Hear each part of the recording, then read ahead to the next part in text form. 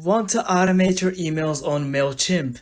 Here's how to set up autoresponders in under 90 seconds. First, log into your Mailchimp dashboard. Click Automations in the left menu, then tap Create and then Classic Automations. Choose a template like Welcome New Subscribers or Starts from Scratch. Name your automation, then select the audience list you want to send it to. Set the trigger, for example, when someone joins the list. You can also delay the send time like 1 hour or 1 day after sign up. Now, click Design Email. Customize your subject line, sender info, and use Mailchimp's drag and drop editor to build the perfect message. Once you're happy with your content, click Save and Return. Then hit Start Sending to activate your autoresponder.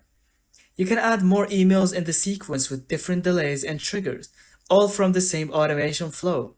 And that's it. Your Mailchimp autoresponder is now live and working for you 24/7.